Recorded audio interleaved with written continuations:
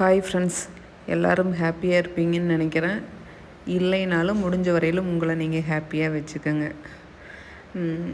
Video போட்டு கிட்டத்தட்ட 1 month ஆயிடுச்சு. அதை வீக்லி 2 or 3 வீடியோஸ் போட்டிருந்தேன். போட முடியல. ஏன்னா May 10 வந்து அப்பா இறந்துட்டாங்க. அங்கே போயிட்டு அங்கே மொபைல் யூஸ் பண்ணுற அந்த சுச்சுவேஷன் இல்லை.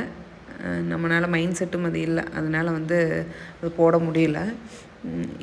நான் போன சண்டே, அதாவது May 10 வந்து சண்டே, அந்த அன்றைக்கி நார்மலாக பேசிகிட்டு இருந்துட்டு தான் வர்றோம். நாங்களும் அங்கே இருந்துட்டு தான் வந்தோம்.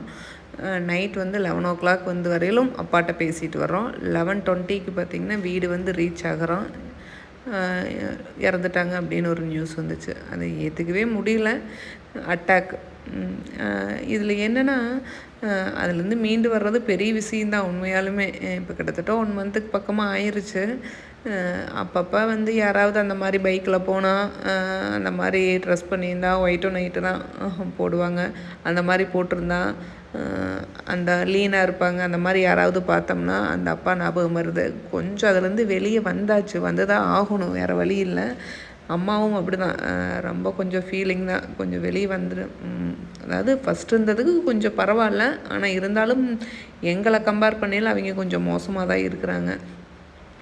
எப்படி இருந்தாலும் அதிலேருந்து ரெக்கவர் ஆகி வெளியே வந்து தான் ஆகணும்.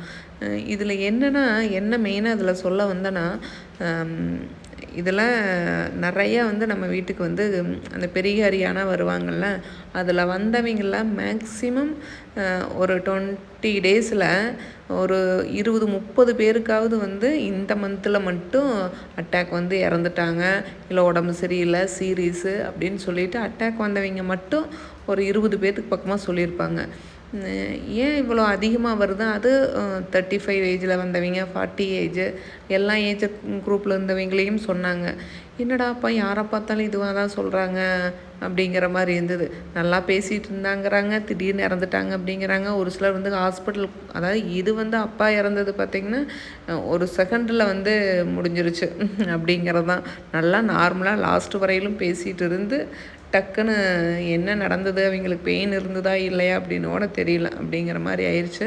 ஒரு சிலர் வந்து ஒரு ஹாஸ்பிட்டல் எடுத்துகிட்டு போகிற அளவுக்கு இருந்து போகிற ரேஞ்சிலேயே ஒரு 10 நிமிஷம் கேப்பாவது அவங்களுக்கு கிடச்சிது அப்படிங்கிற மாதிரி இருந்தது. அதுலேயும் இறந்துட்டாங்க அப்படிங்கிற மாதிரி தான் நியூஸ் வந்தது. ஏன் இப்போ அதிகமாக அப்படி வருது அப்படிங்கிறது தெரியல. கோவிட்டுக்கு அப்புறம் நிறையா வருது அப்படிங்கிற மாதிரி நிறைய பேர் சொல்கிறாங்க. இப்போ சொல்கிறத பார்த்தா நம்மளுக்கு அப்படி தான் தோணுது. கொரோனா வந்து டைமில் வந்து ஊசியெல்லாம் போட்டோம்ல, ஸோ வேக்சின் எல்லாம் போட்டோம். அதுக்கப்புறம் அதிகமாக வர மாதிரி ஃபீல் ஆகுது எல்லாத்துக்குமே. அது எனக்கு அப்படி தான் ஆகுது. கிராமத்து சைடு தான் அதுவும் அதிகமாக வர மாதிரி இருக்குங்க. ஏன்னு தெரியல. நிறையா வந்து ஊசி போட்டவங்களும் இருக்காங்க, போடாதவங்களும் இருக்கிறாங்க. ஆனால் மேக்ஸிமம் இறந்தவங்க எல்லாமே வந்து வேக்சின் போட்டவங்க அப்படிங்கிற மாதிரி தான் வந்தவங்க சொன்னாங்க. ஏதாவது ஒரு அதாவது திடீர்னு ஏதாவது வந்துச்சு, அதாவது கோவிட்டெல்லாம் வந்ததில்ல, அந்த டைமில் ஏதாவது வந்துச்சுன்னா அப்போதைக்கு அதுலேருந்து வெளியே வர்றதுக்கு, ரிலீஃப் ஆகிறதுக்கு என்ன வழியோ அதைத்தான் பார்க்குறாங்க. அதனால் சைடு எஃபெக்ட் ஏதாவது இருக்குதா அப்படின்னு பார்த்து மக்களுக்கு கொடுக்குறதெல்லாம் இல்லைன்னு நினைக்கிறேன். அதனால் எத்தனை பிரச்சனைகள், எத்தனை ஒரு குடும்பங்கள் வந்து அனாதையாக நிற்கிதுன்னு பாருங்களேன்.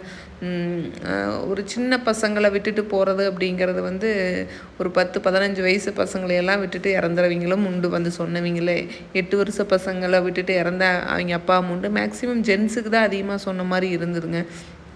வந்து சொன்னதில் 20 பேருக்கு மேலே அட்டாக் வந்ததுனாங்க. அதில் ஜென்ஸுக்கு தான் அதிகமாக இருந்தாங்க. லேடிஸ் ஒன்றுமே சொன்ன மாதிரி தெரியல. இதனால் லேடிஸ் வந்து ஊசி போட்டவங்க போடாதவங்க அப்படிங்கிறது நான் அனலைஸுக்கு போகலை. அந்தளவுக்குலாம் நம்மளுக்கு நாலேஜ் இல்லை. ஏன்னு தெரியல, அட்டாக் அப்படிங்கிறது அதிகமாகிட்டே வருது. இது எங்கே போய் நிற்கும் அப்படிங்கிறது தெரியல. அதுலேருந்து மீண்டு வர்றது அப்படிங்கிறது அவங்க ஃபேமிலி பெரிய விஷயந்தான். குழந்தைகள்லாம் இருந்தால் வெளியே வந்து தான் ஆகணும், வேறு வழி கிடையாது. அப்பப்போ அந்த ஃபீலிங் வரும். அதே மாதிரி ஒருத்தரை பார்த்தோம்னா அந்த ஃபீலிங் வரும், அந்த இடத்துக்கு போனோம்னா அந்த ஃபீலிங் வரும். அதுலேருந்து கொஞ்சம் ரிலீஃப் ஆகி வெளியே வந்து தான் ஆகணும். இதில் இந்த டைமில் அந்த ஃபேமிலி வந்து எவ்வளோ வந்து கொலாப்ஸ் ஆகிருக்கும், ஃபீலிங்கில் இருக்கோம் அப்படிங்கிறது அந்த ஃபேமிலிக்கு மட்டும்தான் தெரியும். வெளியிருந்து வர்றவங்க வருவாங்க, கேட்பாங்க, ஒரு செகண்ட் அழுவாங்க, போயிடுவாங்க அப்படிங்கிறதான். அவங்கள கூட ஏற்றுக்கலாங்க. ஆனால் அந்த நம்ம வீட்டுக்கு வந்துட்டு எல்லாமே நம்ம வீட்டு சுச்சுவேஷன் எல்லாமே தெரிஞ்சுட்டு வந்துட்டு வராது இருந்தால் கூட பரவாயில்ல, ஓகே ஏற்றுக்கலாமாட்ட இருக்குது.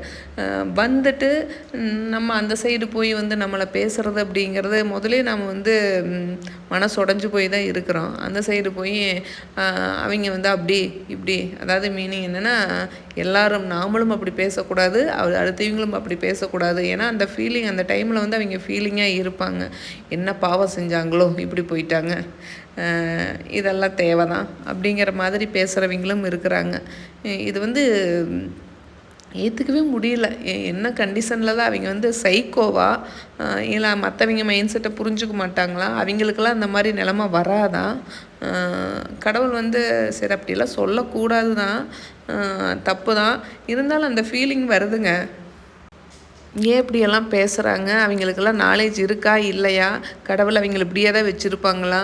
அப்படி பேசுகிறவங்க வந்து பேசிக்கிட்டே தான் இருக்கிறாங்க, லைஃப் லாங் பேசிக்கிட்டே தான் இருக்கிறாங்க. எத்தனையோ குடும்பங்களை பேசியிருக்கிறாங்க, ஆனால் அவங்க நல்லா தான் இருக்கிறாங்க. அவங்க பண்ணுறதெல்லாம் தப்பாக தான் இருக்குது. கடவுள் வந்து அவங்களுக்கு மட்டும் வந்து ப்ளஸ் பண்ணிட்டாரா, நல்லா இருக்கணும்னு சொல்லி சொல்லிட்டாரா என்னங்கிறது தெரியலைங்க. நம்மளுக்கு மட்டும் சாபம் விட்டுட்டாரா என்னன்னு தெரியல. கிட்டத்தட்ட ஒரு 90% வந்து சாபம் விட்டவங்களாக தான் இருக்குது. அப்படின்னா ஒரு 10% தான் வந்து அப்படி இருக்கிறவங்களாம் இருக்கும். அதை நினச்சா தான் ஒரு மாதிரி ஃபீலாக இருக்குது. சரி, அவங்க பேசுகிறவங்க பேசிட்டு போகிறாங்க, அவங்க மைண்ட் செட் அப்படி தான் இருந்தாலும் அதை ஷேர் பண்ணணும் அப்படிங்கிற மாதிரி தோணுச்சு. ஏதோ சொல்லுவாங்கள்ல, குளிர் காய்வாங்க அப்படின்னு சொல்லிட்டு, மற்றவங்க கஷ்டத்தில் குளிர் காயிறவங்க அப்படிங்கிற மாதிரி ஆளுக அதுகெல்லாம் அந்த கேட்டகரியிலேயே எடுத்துக்கக்கூடாது. என்ன அப்படியும் பேசுகிறாங்க, அதை பேசாத மாதிரி நம்மளை கண்டா சிரிக்கிறாங்க, தங்கம் செல்லம் அப்படின்னு சொல்லிட்டு கொஞ்சுறாங்க. அது மனசு உறுத்தாதா அப்படிங்கிறது தெரியல. நம்மளுக்கு ஒருத்தர் வந்து பிடிக்கலைன்னா ஒதுங்கி போயிடறோன்னு அவங்கள பற்றி பேசக்கூடாது அப்படிங்கிற மாதிரி மைண்ட் செட் எனக்கு. அவங்கள நினைக்கவே கூடாது. நம்மளுக்கு அவங்கள நம்ம மேலே தப்பு இருந்தாலும் சரி, அவங்க மேலே தப்பு இருந்தாலும் சரி, ஒருத்தரை விட்டு நம்ம ஒதுங்கி வந்துட்டோம் அப்படின்னா அவங்கள மேக்ஸிமம் முடிஞ்ச வரையிலும் வந்து எங்கேயுமே பேசக்கூடாது, அவங்கள பற்றி பேசக்கூடாது அப்படின்னு நினைக்கிறவன் நான். ஆனால் அவங்கெல்லாம் என்ன கேட்டகரி சேர்ந்தவங்க அப்படின்னே தெரியல. பேசுகிறாங்க, என்ன வேணாலும் பேசுகிறாங்க, என்ன மாதிரி வேர்ட்ஸ் வேணாலும் யூஸ் பண்ணுறாங்க. யூஸ் பண்ணிவிட்டு அடுத்த செகண்டே மறந்துட்டு நம்மளை பார்த்தா வந்து தங்கம் செல்லம் அப்படின்னு கட்டி பிடிச்சிக்கிட்டு முத்தம் கொடுத்துக்கிட்டு என்னன்னே புரியல. இனிமேல் இப்படியெல்லாம் இருக்கிறாங்களா அப்படின்னு தோணுது. அந்த கில்ட்டியாக இருக்குமா இல்லை இருக்காதா அப்படின்னு தெரியறதில்ல. அப்புறம் ஒரு சிலர் அந்த சுச்சுவேஷனை யூஸ் பண்ணி ஃபேமிலிக்குள்ள வந்து பிரச்சனை உருவாக்குறவங்களும் இருக்கிறாங்க. அந்த மாதிரி நடக்கிறதும் கூட சில ஃபேமிலிகளால் நடக்குது. நிறையா ஃபேமிலியில், சில இல்லை நிறையா ஃபேமிலியில் நடக்குது.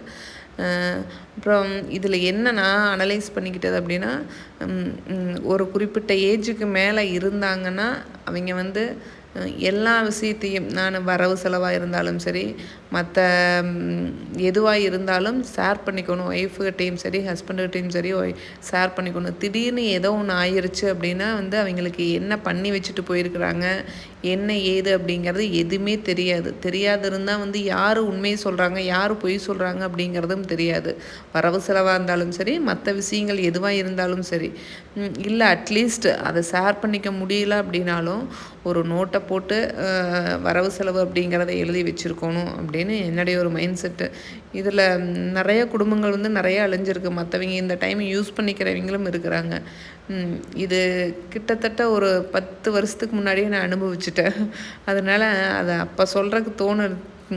யூடியூப்லாம் இல்லைல்ல, இப்போ வந்து தோணுது, டக்குன்னு தோணுச்சு, அதான் சொன்னேன். சரி, நம்ம என்ன பண்ணுறது, அங்கேயே ஒரு 20 நாள் கரெக்டாக லீவாக வேறு போயிருச்சு. ஸ்கூல் லீவாக இருக்குங்காட்டி அங்கேயே இருந்தாச்சு. ஸ்கூல் வேறு ஸ்டார்ட் ஆயிடுச்சு. ரொம்ப ஹாப்பியாக இருந்தாங்க. அஜயோட மார்க்கு பார்க்கணும் அப்படின்னு சொல்லிட்டு அவ்வளோ ஒரு ஹாப்பியாக இருந்தாங்க.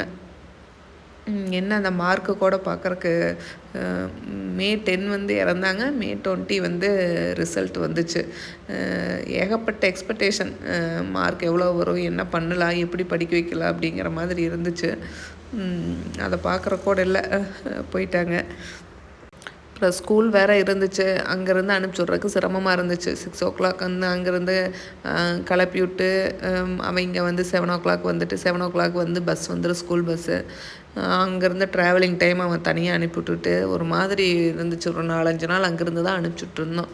சரி என்ன பண்ணுறது அப்படின்னு சொல்லிட்டு, சரி சண்டே வந்து வந்துடலாம் அப்படின்னு சொல்லிட்டு ஒரு மாதிரியாக தான் இருந்தது விட்டுட்டு வர்றதுக்கு. தம்பி ஒய்ஃப் எல்லாம் தான் இருக்காங்க. இருந்தாலும் ஒரு மாதிரி கில்ட்டியாக இருந்தது விட்டுட்டு வர்றதுக்கு. அப்புறம் வேறு வழியும் இல்லை, வந்தாச்சு. போன சண்டே வந்தோம், இந்த சண்டே வேடியை போடுறோம். சண்டே வந்தாலும் காலையில் ஸ்கூலுக்கு அனுப்பிச்சுட்டு அங்கே போயிட வேண்டியது. போயிட்டு டியூஷன் வேறு ஓப்பன் பண்ணியாச்சு, டியூஷன் சென்டர் வேறு ஓப்பன் பண்ணியாச்சு. 1 மந்த் லீவ் விட்டால் அந்த 1 மந்த் ஓப்பனாக சொல்லணுன்னா இந்த 2 இயர்ஸாக வந்து லீவே விடலை டியூஷன் சென்டரு. சரி இந்த மந்த்தாவது லீவ் விட்டுடலாம், மே மந்த்தாவது லீவ் விட்டு நாம் கொஞ்சம் ஃப்ரீயாக இருக்கலாம், டைம் ஸ்பெண்ட் பண்ணலாம், பசங்களோடவும் சரி கொஞ்சம் வெளியே போகலாம் அப்படிங்கிற மாதிரி தோணி தான் வந்து ஒரு டிஸ்கஸ் பண்ணி தான் 1 மந்த் லீவ் விடலாம் அப்படின்னு சொல்லிட்டு லீவ் விட்டான். ஆனால் அந்த 1 மந்த் லீவ் வந்து இவ்வளோ ஒரு ஃபீலிங்காக போகும், இவ்வளோ ஒரு எமோஷ்னலாக போகும் அப்படிங்கிறது வந்து உண்மையாலுமே நினைக்கவே இல்லை. சரி என்ன பண்ணுறது அப்படின்ட்டு காலையில் வந்து ஸ்கூலுக்கு அனுப்பிச்சுட்டு போயிட்டு ஈவினிங் வந்து டியூஷனுக்கு ஒடியாந்துட வேண்டியது. வந்து அவசரமாக தான் வேலை செஞ்சுட்டு கிளம்புற மாதிரி தான் இருந்தது. என்ன அப்புறம் நம்ம சாப்பிட்டு தானே ஆகணும், தூங்கித்தான் ஆகணும், எல்லாமே பண்ணித்தான் ஆகணும். அந்த ஃபீலிங் இருக்க தான் செய்யும். ஒரு சிலர் நான் நினச்சிட்டேன், நிறையா பேர் நம்மளுக்காவது ஒரு குறிப்பிட்ட ஏஜுக்கு மேலே எல்லாம் பார்த்துட்டாங்க. அதாவது பேரங்களை பேத்திகளை எல்லாமே அப்பா பார்த்துட்டாங்க. இருந்தாலும் அதுலேருந்தே நம்மளால் வெளியே வர முடியலையே. சின்ன ஏஜில் விட்டுட்டு போனவங்க, இல்லை ஒய்ஃபை விட்டுட்டு ஹஸ்பண்ட் இறந்துட்டாங்க அப்படிங்கிறவங்கெல்லாம் வந்து உண்மையாலுமே அதுலேருந்து வெளியே வர்றதுனா ரொம்ப கஷ்டம்தான். அதையும் மீறி வந்து தான் ஆகணும். ஏன்னா நம்மளுக்கு குழந்தை இருக்குது, அதை கேர் பண்ணி தான் ஆகணும், அதுக்காக ஓடி தான் ஆகணும் அப்படிங்கிறது ஒன்று இருக்குது. என்ன சோர்ஸ் கொஞ்சம் வச்சுட்டு போயிருந்தாங்கன்னா யாராக இருந்தாலும் ரன் பண்ணிக்குவாங்க, குழந்தைகள் எல்லாம் சின்ன குழந்தைகளை விட்டுட்டு போனால். இல்லைன்னா அவங்க ஃபேமிலியோட நிலைமை என்ன அப்படின்னு நினச்சாவே ஒன்றுமே புரியல. அதனால் தயவு செஞ்சு இதில் எனக்கு தெரிஞ்சது என்னென்னா, இப்போ யாருக்கு என்ன நடக்கும் அப்படிங்கிறதே வந்து தெரியல. உண்மையை சொல்லணுன்னா யார் இப்போ நைட்டு படுத்தா காலையில் எந்திரிச்சா தான் நிஜம் அப்படிங்கிற மாதிரி லைஃப் ஸ்டைலுக்குலாம் போயிட்டோம். அதனால் முடிஞ்ச வரையிலும் கொஞ்சம் சோர்ஸு கொஞ்சம் வச்சுருங்க. எல்லாமே வந்து செலவு பண்ணிவிட்டு கடைசியில் வந்து பசங்களை அனாதையாக விட்டுட்டு போயிடக்கூடாது அப்படிங்கிறதுக்காக தான் அதை சொல்கிறேன். தேங்க்ஸ் ஃபார் வாட்சிங். Keep supporting me.